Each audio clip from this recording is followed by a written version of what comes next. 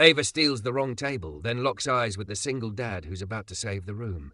A ghost from his past walks in smiling, hands empty, intentions loaded. Sirens close in as Zara grips Ava's hand, and Malik says, "Eyes on me." Before we dive in, make sure to hit subscribe, tap like, and share this video. The more voices we reach, the louder these stories become. And drop your city in the comments. Let's see where love finds us. The cafe's glass made the morning look like it had money. Sunlight filtered in through spotless panes, catching the brass railings and the slow ballet of steam from the espresso machine. The place was curated to feel quiet and expensive. Conversations hovered just above a whisper, as if volume itself had a price. Ava Sterling cut through the entrance like she'd been poured into the room. 33, white, thick and curvy in a fitted cream blazer and pencil skirt, platinum hair swept into a lazy knot that still managed to look deliberate. Her skin had that porcelain glow bred by good lighting and better moisturizers. She moved with the smooth certainty of someone used to doors opening a beat before she reached them. She didn't glance at the host stand. She didn't need to. Her calendar said 9 a.m., window seat, park view. The world usually confirmed whatever she believed about it. So when she reached the corner table with the soft leather banquette and set her tote down on the chair across from a man already sitting there, it didn't occur to her that she might be wrong. Her laptop clicked open. The screen lit her face in cool blue. Her Bluetooth snapped to life. "If their numbers are padded, we replace their CFO," she said, not bothering to lower her voice. "By Q2, I want their distribution. If they can't deliver, we acquire and cut 10%, no sentiment." A tiny voice whispered, "Daddy, she took our table." Ava's eyes slid up, irritated at the interruption. The man across from her, black, mid-30s, had the broad-shouldered quiet of someone who didn't announce himself. Dark denim jacket over a black tee, a neatly trimmed beard that framed a mouth set in patience. His eyes were steady, warm in colour but not in mood. Beside him, a small girl with wide brown eyes and tight curls tucked into a puff was colouring on the back of a paper placemat, legs swinging above the floor. "You're in our seat," the man said. Calm, no edge. Ava offered the kind of smile that didn't reach her eyes. "I have a reservation. Sterling." The waitress, suddenly present and suddenly flustered, appeared with 2 menus that weren't needed. "Miss Sterling? So sorry, your table is by the pillar. We're a little full today." Ava's jaw tightened. "I prefer the window." "It's just, this table was reserved for the Carters, for 8:45. They, arrived a little early, and—" "We did not arrive early," the little girl said, without looking up from her shading. "We arrived on time. Daddy says on time is a promise, not a surprise." The dad's mouth twitched in the barest hint of a smile, the kind you have when someone gets your joke, but you're not done being tired. "We'll move," he told the waitress, eyes not leaving Ava's. "It's fine." "It's really not necessary," the waitress said, panicked, but he was already sliding his chair back, the legs scraping the tile with a sound that made the minimalist room flinch.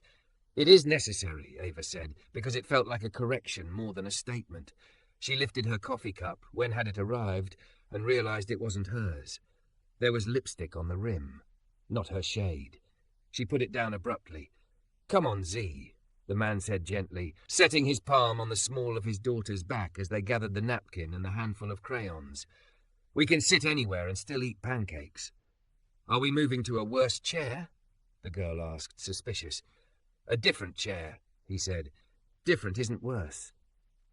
The waitress looked like she wanted to sink into the grout. Ava shut her laptop a little too hard and stood, heat prickling the back of her neck. The tiny collision between what she expected and what was happening made her pulse knock off beat. She could feel the room watching, not openly, not like a spectacle, but in that way expensive people observed one another for sport. The man wasn't making a scene. He was being so reasonable it hurt. "Wait," Ava said. The man paused. The girl paused because he did. Ava swallowed the shape of an apology that didn't know how to form in her mouth. "It's fine," she said instead, and it didn't sound like what she wanted it to. "You can keep the table." He studied her for half a second, not unkind. "We already got up," he said, with a little shrug that somehow carried years. The new table was closer to the kitchen, near the pillar, and a framed black-and-white photo of the city from 70 years ago. It was perfectly nice. It just wasn't the window. The waitress set them up there, cheeks flushed, and Ava migrated to the window like gravity had a signature. When she sat again, she caught the girl looking over at her with open curiosity. The man, her dad, leaned in to listen to something the girl said, then lifted his head and nodded once at Ava. It wasn't a greeting, it was acknowledgement. We exist in the same room. That's all. Her phone buzzed. She grabbed at the sensation like a lifeline. Yes, she said, using her clipped tone, the one that made underlings stop rambling. Report from due diligence, her VP said. Their warehouse numbers look creative. We can push them, but we might spook the partners. Let them spook, she said. If they want the deal, they'll show spine. Her gaze flicked to the little girl. She was arranging crayons by colour into a neat spectrum. Violet, blue, green, yellow, orange, red.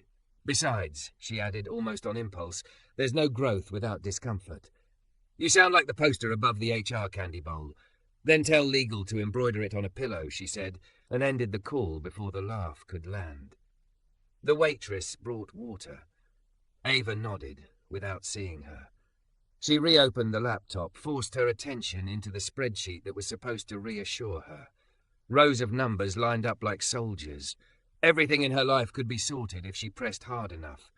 Order was what you did when the world refused to give you mercy.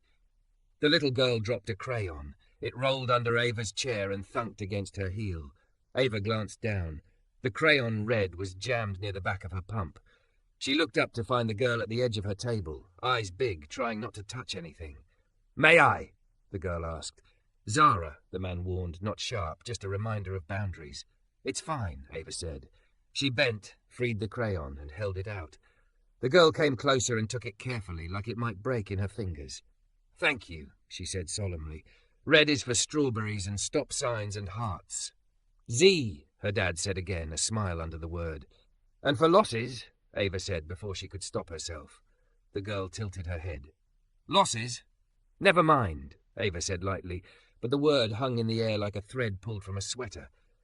Sorry about the mix-up, the man said, his voice nearer now. He'd come to stand beside his daughter, hand resting on her shoulder. Up close, Ava noticed the faint silvery line of a scar tracing his jaw, like someone had drawn a question mark and stopped halfway. Didn't mean to inconvenience you. You didn't, Ava said. She had no script for this. Her mouth decided to try the truth, unvarnished and awkward. I'm used to getting what I want.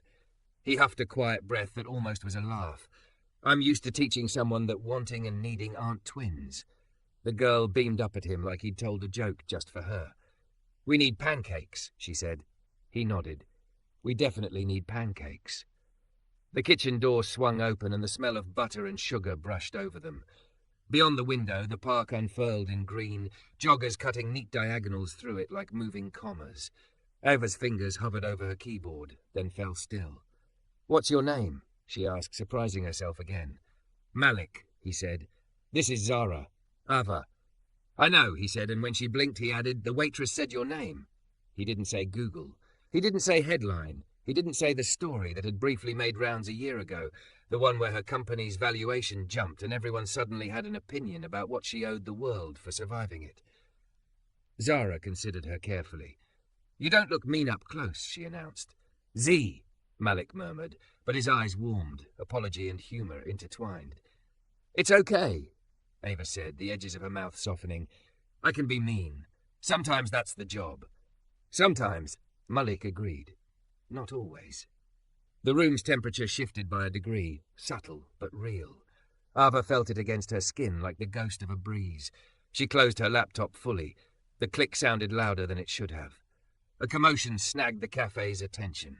Near the door, a delivery guy in a reflective jacket collided with a man in a suit who'd been reading emails while walking. A coffee tray tilted, drinks asked, lids flew like coins. The suit cursed. The delivery guy threw his hands up. Their voices sharpened, bounced off glass. The host tried to soothe, hands lifted, voice small. Daddy? Zara's hand tightened around Malik's fingers. It's okay, he said, eyes already reading the angles, mapping exits without looking like he was. His shoulders squared, not in aggression, but in readiness, an old bone-deep habit. Ava's heart misfired. For a second, the room telescoped into the delivery man's clenched jaw, the scald of coffee, the way the suit's finger jabbed the air like a trigger. The sound of raised voices slid into a different memory. Fluorescent lights, a hallway that smelled of antiseptic, a door she couldn't open fast enough, a voice telling her to breathe. She tasted metal.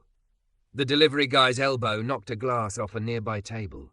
It shattered, sharp and bright. Someone yelped. A baby started crying. The suit stepped toward the kid with his finger still up like a weapon.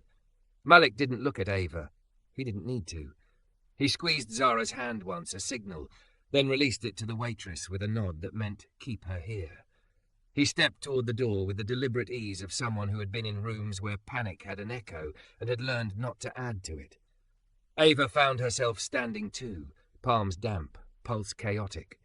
Malik's voice reached the men first, low and even, a tone that asked for air in the conversation. The suit turned, bristling for a fight. The delivery guy braced. Zara watched her dad, trust shining untroubled in her eyes. Ava watched him too, and felt something she had not ordered from the menu, the dangerous tug of respect, the faint click of a lock turning in a door she hadn't known was in her. Outside, a siren wailed somewhere far away. Inside, Malik lifted his hands, empty, open. "Fellas," he said, calm, cutting clean through noise, "let's not make a small thing cost us a big morning. Don't forget to subscribe for more intense cinematic love stories. Your click helps us make the next chapter." The suited man's voice was all corners. "He slammed into me! Do you know what this jacket costs?" The delivery guy's jaw jumped. "You walked into me, man. Eyes on your phone." "Fellas," Malik said, palms up at chest height, fingers spread to show nothing in them. His tone landed like a soft cloth over a ringing bell. Hot coffee, sharp words. No one wants scars before 10 a.m. The suit pointed, indignant. "Your hand," Malik said to the delivery guy, not looking away from the suit. "Is it burned?" He tipped his chin toward the reddening skin dotted with coffee. "We'll cool it under water. Not ice, not butter. Cool tap water for 10 minutes. You," he told the host gently, "sink now, please." The host startled and nodded, grateful to be told something useful. Yes, of course." Ava had already moved, surprising herself. "Here," she said, grabbing a clean tumbler and filling it from the carafe. She passed napkins to Malik without being asked. Her hand shook once, just a shiver, and steadied. The delivery guy flinched when the water hit. Malik's voice held him. "Breathe with me. Slow in, slower out." He ran the tap over the hand, not too cold, not too hot, watching the skin, watching the eyes. "You're okay." A baby's crying dwindled. The suit's finger, still jabbing the air, looked foolish now that no one was giving it a target. "Sir," Malik said, turning to him finally, not deferential, not confrontational. "You want to get to your 9 o'clock without a stain on your shirt or your day. He wants to keep his job and his skin. We're 2 minutes from getting both if we stop arguing with gravity." The man blinked, thrown off his script. My suit. My manager can comp your dry clean," the host offered, seizing the lifeline. "And a fresh coffee on us." The suit puffed, deflating. "Fine," he muttered, swiping at his lapel like he was angry at fabric. He glared at the delivery man one more time for principle's sake, then retreated a step. "That's it," Malik said, warmth in it now, as if he'd coaxed a skittish animal off a ledge. "We're done with the big feelings." The waitress was at Zara's side with a small hand on the girl's shoulder, just like Malik's nod had asked her to do. "He always does that," Zara told her, wide-eyed. "He talks like he's smoothing paper, and then everyone remembers they aren't a crumpled ball." Ava's mouth nearly smiled. She hovered an instant longer near the sink, absorbing the mechanics of calm. Malik's body angled so no one felt blocked. His voice pitched a notch below the room's volume, so people had to quiet to hear it. The sort of steadiness that didn't dare the world to meet it, just invited it to breathe. The baby stopped crying entirely. The espresso machine hissed, remembering its job. Conversation resumed in cautious clicks. "Keep the water going." Malik said softly to the delivery guy, "Timer on your phone, 10 minutes. If it blisters big, urgent care. You got this." He gave the host a grateful nod, dropped the used napkins into the bin and turned, scanning automatically for trouble before he let his shoulders lower. It happened fast, a practiced, almost invisible sweep of the room, then he headed back toward Zara. People watched. Not the way they'd watched Ava earlier, hungry for hierarchy, measuring. This was different. Phones had started to rise, because phones always did. A couple of screens tilted, unapologetic. In one, Malik was already a rectangle of light. "Hey," Ava said, surprise flaring into conviction. She stepped into someone's shot, not rude, just present. Her heels, her hair, the cream blazer, people saw her first because they'd been trained to. He handled a spill. It's not news. A pair of women exchanged looks. One lowered her phone. The other hesitated, then did too. Malik reached Zara, who launched at his hip in a squeezing hug. He crouched to meet her, forehead to her forehead for a second, eyes closed. That quiet devotion made something in Ava's sternum untie, a knot she'd taught herself to ignore. "You okay?" "I'm okay," Zara said, muffled against his jacket. "I counted 10 in my head in case you needed me to breathe slower at you." He grinned, brief and gorgeous. Always good to have backup. The waitress, Ella, her name tag announced, exhaled like a storm had moved on. "Thank you," she told him. "I didn't know what to do. If you want pancakes, I'm going to make the kitchen move the earth." "Pancakes," Zara said decisively, loosening her hold. "Pancakes," Malik. "Blueberries if you got 'em." "Double," Ella said, already sprinting. A man at the next table leaned over, curiosity burning through his manners. "Hey, aren't you?" He squinted. "Man, you look like that guy from—" "Not today," Malik said, gently but with an iron core. The man flushed and sat back. Ava's gaze snagged on Malik's jaw again, the pale question mark scar, and then lower to his hands. Strong, careful, nails kept short, the kind of hands people trusted. She registered the lightest forward roll of his shoulders after stress, an old habit settling muscles that had been asked to hold too much. "You knew what to do with the burn," she heard herself say as he passed her table. She recognized the tacky earnestness in her voice and decided not to be embarrassed by it. He paused. "Used to do a job where we saw a lot of dumb injuries," he said. "People panic. Panic makes bad medicine." "Firefighter?" she asked. He tilted his head. "Close. Community response, the kind where you don't get to pick your neighbors." His smile didn't touch the scar, and somehow that said more than the words. Ava opened her mouth, some combination of "thank you" and "what are you made of" on her tongue, when a woman near the window gasped.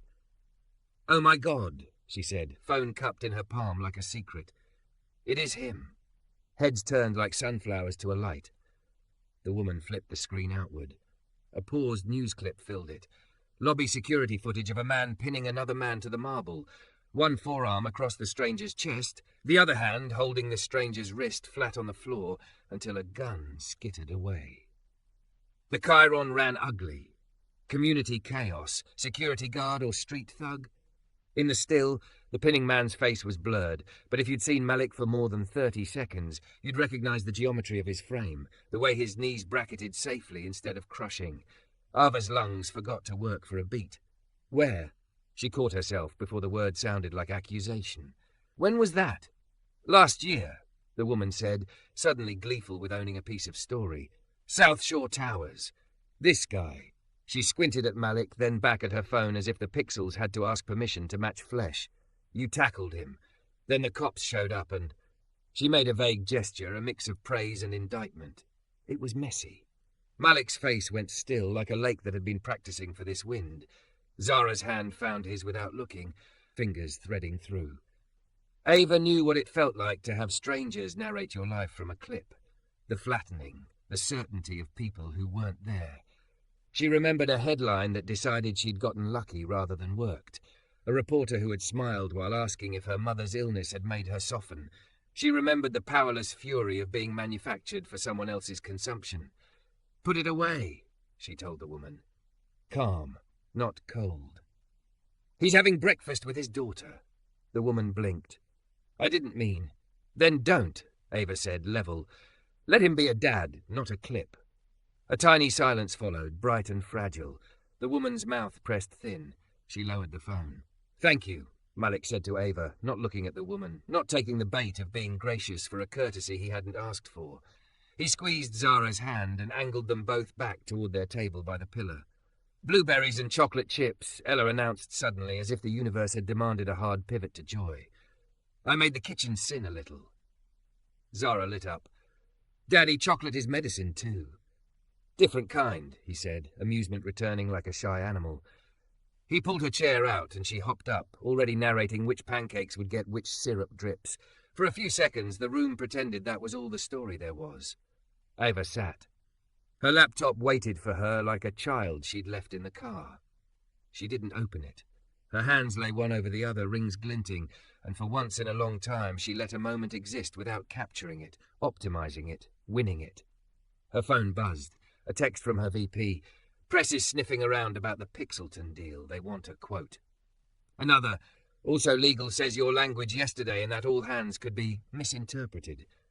She stared at the messages, then at the side of Malik's face as he cut Zara's pancake stack into squares with a tenderness that made her chest ache.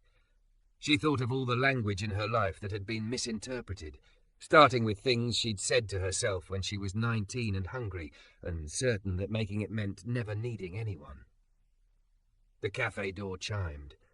2 uniformed officers stepped in, scanning the room with the cool efficiency of men sent to scoop up the aftermath of someone else's morning. The first officer's gaze slid past tables, settled on Malik, and stayed. Something like recognition flickered. Carter, the officer said aloud, not a question. Zara's fork paused mid-air. Malik's shoulders didn't move at all, and somehow that was movement. He wiped his mouth with a napkin like a man who chose the order of his actions on purpose. Then he lifted his eyes. "Sir," he said, voice neutral. His hand found Zara's again under the table, and this time she squeezed first. The taller officer had the kind of posture that said he ironed his shirts with the weight of his expectations. The younger one watched the room the way rookies do, eyes moving too fast, trying to see everything and missing the one thing that matters. "Carter," the tall one said again, voice carrying just enough to gather attention like lint. Zara's fork hung mid-air. Malik slid his napkin onto the table with an economy that read as calm, even to people who didn't know what they were looking at. "Sir," he said, voice level. Under the table, his hand found Zara's. She squeezed hard. He squeezed back once, twice. Code for your safe. The rookie's gaze skated to the window, back to Malik, then caught on the faint white line along Malik's jaw. Recognition sharpened something in his eyes. The room leaned a fraction closer. Ava rose without thinking and moved to the corner of Malik's table, close enough that if this turned into a story, she would be inside its frame next to him.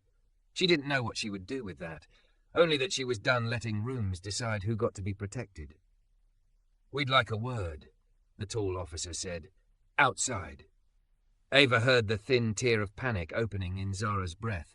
She smiled at the girl, not fake, not pity. "Just I see you.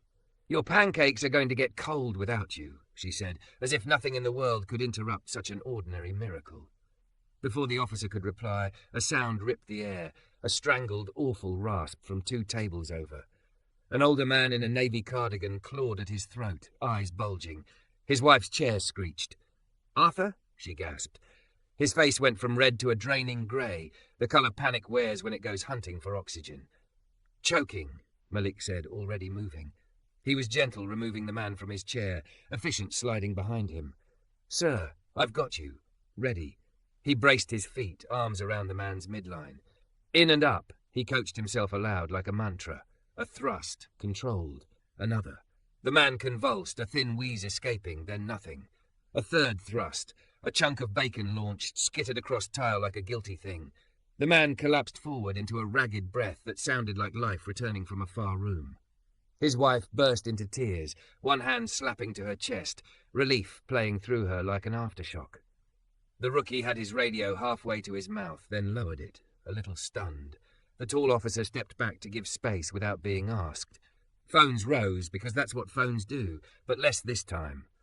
Someone remembered how Ava had stepped into a lens earlier and thought better of it. "Easy," Malik murmured, palm between Arthur's shoulder blades. "Little sips. You're okay."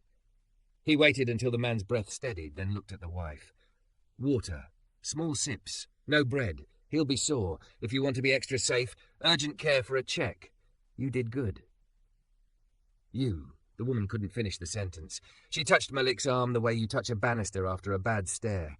He nodded, almost embarrassed to be thanked for not letting a stranger die. Ella, the waitress, was at Zara's side with both hands on the girl's shoulders. "He's okay," she whispered. Zara nodded, eyes huge but steady. She breathed in when her father breathed out across the room, like they shared a set of lungs. Ava felt something settle in her body, like a picture finally hung straight on a wall. She turned to the officers, chin lifted by a muscle she usually reserved for boardrooms. "He's with his daughter," she said quietly. "If you need to speak with him, you can do it right here. Or come back." The tall officer looked like a man used to rooms obliging him. He took the measure of Ava, the blazer, the bearing, the calm like frost, and recalibrated. "It won't take long," he said. "Mr. Carter, we just need to clear up some things about South Shore Towers." The cafe felt that name like a draft. Ava scrolled back through what the woman's phone had shown. A marble lobby, bodies at odd angles, a gun clattering away. She watched Malik's face do something subtle, like a curtain shifting behind a lit window. He stood and moved between the officers and Zara by a half step, not aggressive, not 1 inch uncertain.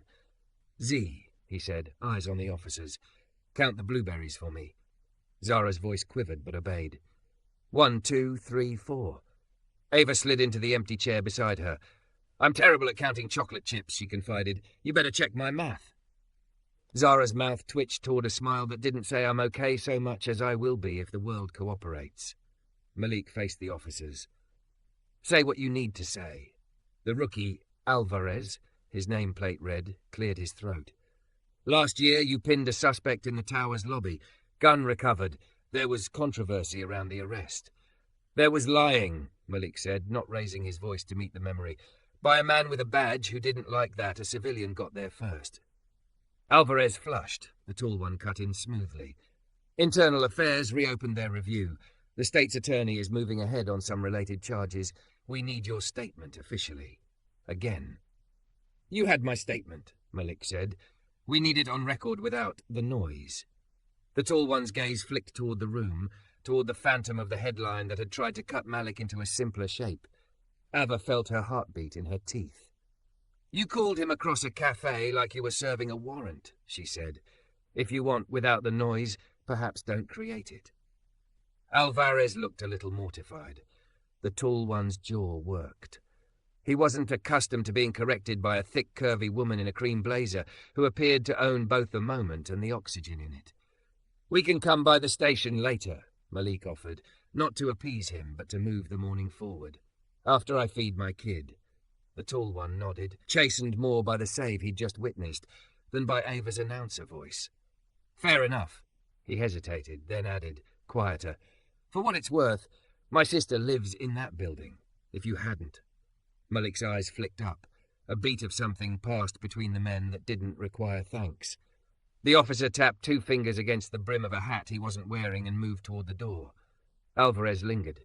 "Mr. Carter," he said, voice pitched lower so only the 3 of them could hear. "There's also a notice."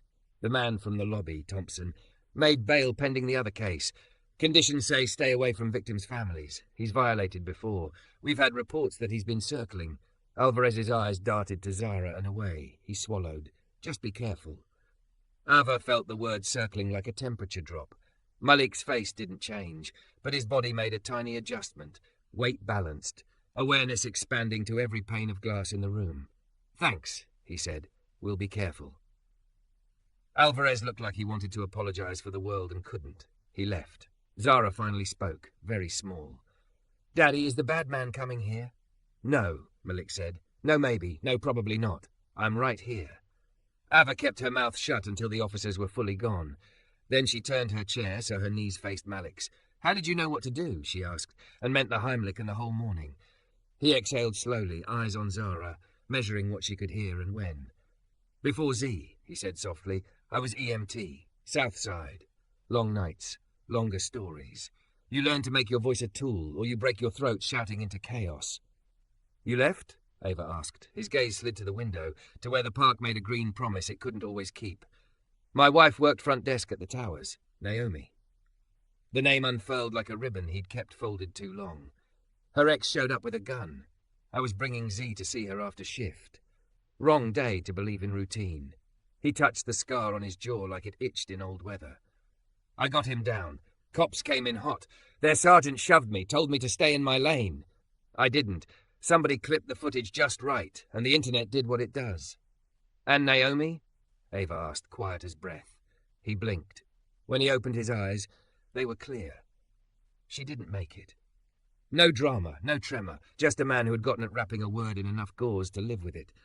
So I left the job that taught me to keep people here and learned a new one, keeping one person here as best I can. Zara, counting out chocolate chips with a seriousness that felt like prayer, reached and placed one on his napkin. "For Mommy," she said, not looking up. "For Mommy," he echoed. He put the chip on his tongue and let it melt without chewing. Ava's throat hurt. Her mouth formed the reflexive condolence and swallowed it. "I'm sorry" was a phrase people used to make their own helplessness feel like help. Instead, she said, "I know a thing about becoming a clip that erases the real story. If you want, I can make calls. Lawyers who are good at turning noise down." He studied her the way he'd studied the room when a glass shattered. "Why?" he asked, not unkind. The word wasn't suspicious. It just wanted to know what fuel she ran on. "Because I can," she said, honesty surprising her again. "And because I've spent a lot of time breaking things open for my own profit. Maybe it's time I learned to build quiet." He looked at her a second longer, then nodded once, like a man accepting a hand up a step he'd already decided to take. Okay, they ate a few bites like an agreement sealed with sugar. The café tried to reclaim its morning. Arthur waved sheepishly from his table every time their eyes met. Ella slid extra blueberries like a penitent. Ava's phone buzzed again.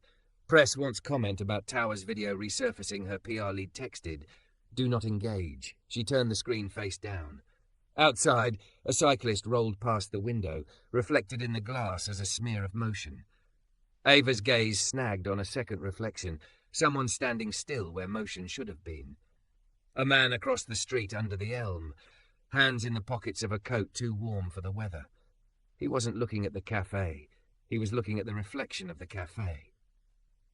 "Malik," Ava said, voice doing that thing his did, dropping a register so people had to quiet to hear.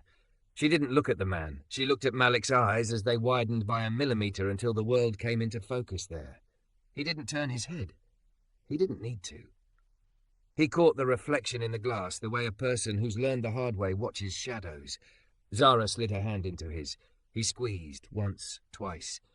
"Ella," Ava said, without moving her head, "can you do me a favor? Call the kitchen. Tell them to hold the check, and then call 911. "Is someone hurt?"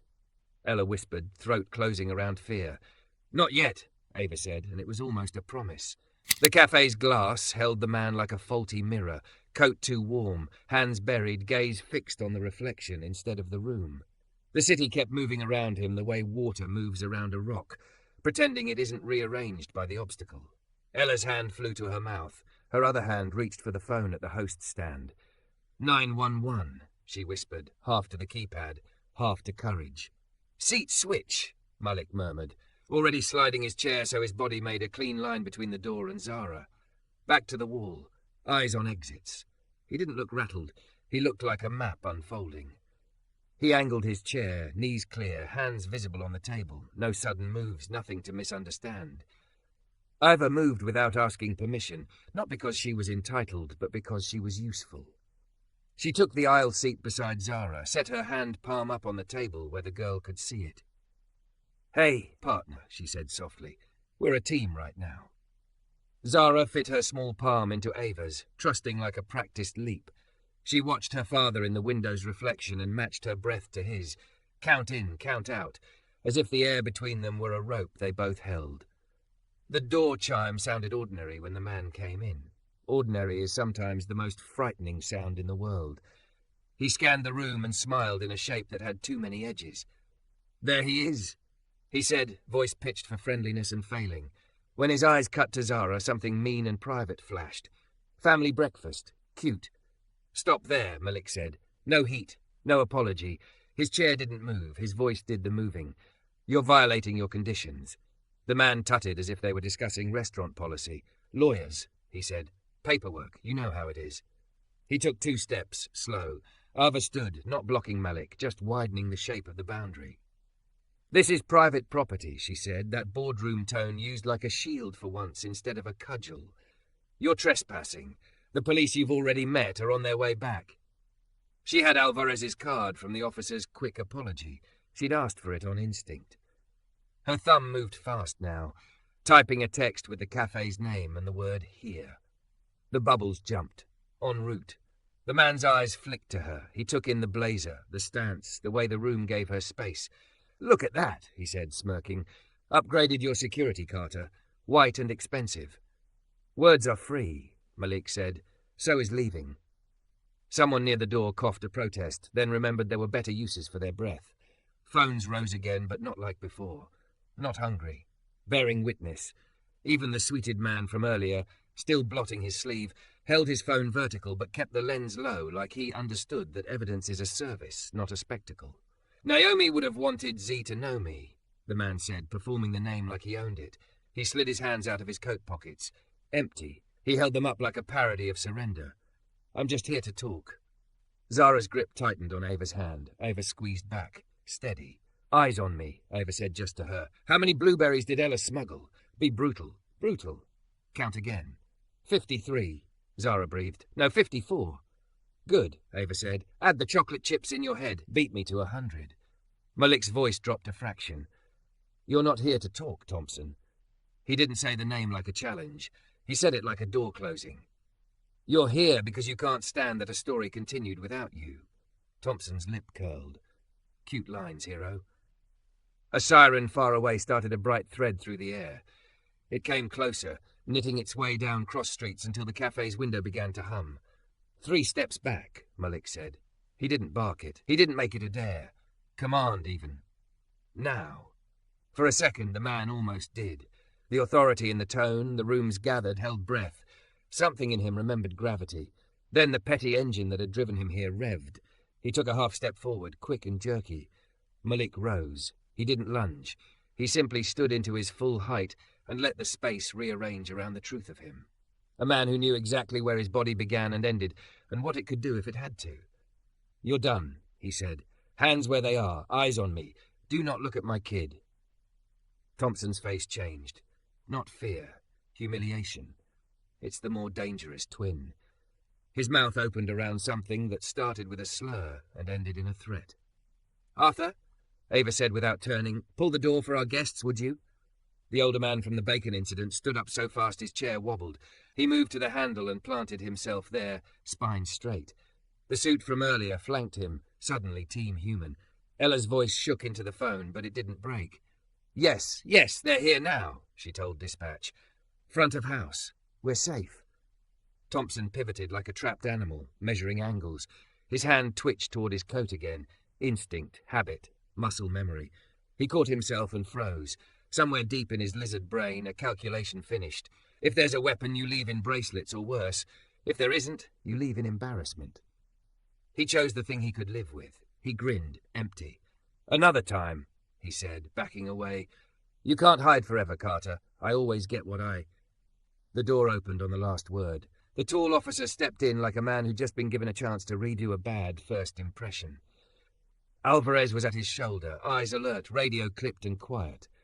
"Mr. Thompson," the tall one said, polite as poison.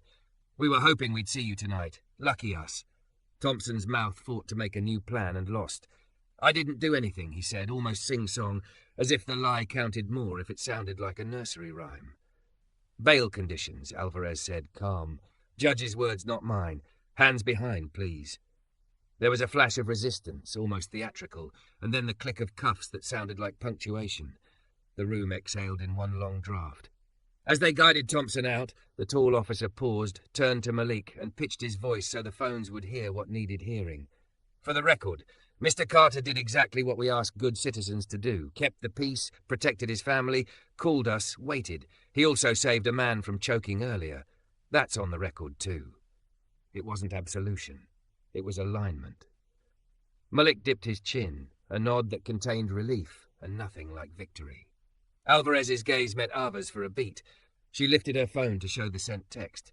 He nodded, grateful. The siren burbled away, softer as it turned the corner. The ordinary sounds, the hiss of milk, the slap of batter on a griddle, tiptoed back. Zara's lips trembled for the first time, reaction slipping in now that adrenaline had vacated its seat. Malik crouched so that his face was level with hers, elbows on his knees like they had all the minutes in the world. "We're okay," he said. "You were brave. You breathed like a pro." I counted 112, she said, indignant through tears. Blueberries and chocolate, you're slow.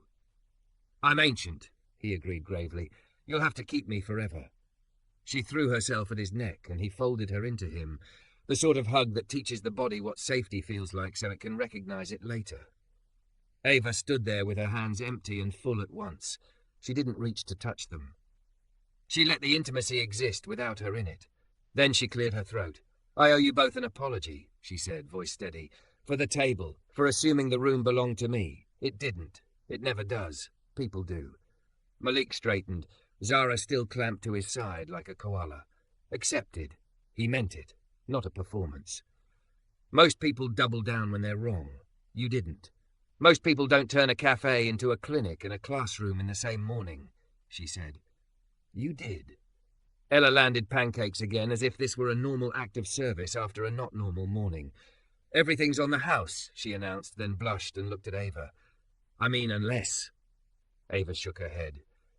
Everything's on me, she said, and that includes whatever Arthur's cardiologist will recommend so he can keep eating bacon against medical advice. Arthur barked a laugh and thumped his chest. I'll take a salad named after that young man, he said, pointing at Malik. The Malik comes with extra breath. People chuckled. The room balanced itself on the small joy of a joke that didn't cost anyone. Ava turned to Malik. You said you learned a new job, she said. Keeping one person here as best you can.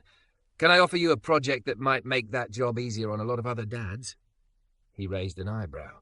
My company funds pilot programs, she went on. Quiet money, not press money. Trauma-informed de-escalation and first aid training for schools, churches, small businesses.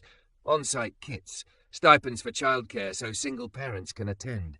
A scholarship in Naomi's name for EMTs who want to certify without choosing between groceries and class. Zara lifted her head, eyes glossy. Mommy's name at school? If your dad wants it, Ava said, looking at Malik, not over him. He didn't answer quickly. He let the idea sit in the room and grow roots. Finally, conditions, he said. We run it with the community, not at it. We pay teenagers to show up, not just parents. And the first class is here. Very public, very ordinary. So people see that ordinary places can be where we don't die. Ava nodded. Deal. He held out his hand. She took it. His grip was warm and uncompromising. Hers matched. Some contracts signed themselves. They ate the cooling pancakes. They made ritual out of syrup. The tension didn't disappear. It became a shadow, named and therefore less monstrous. When they finally stood to leave, the cafe had the feeling of a room that had witnessed something and would keep it with care. Arthur clapped Malik's shoulder on the way out. The suit mumbled thanks he'd been practicing in his head. Ella tucked an extra container of blueberries into Zara's tote with the conspiracy of an aunt.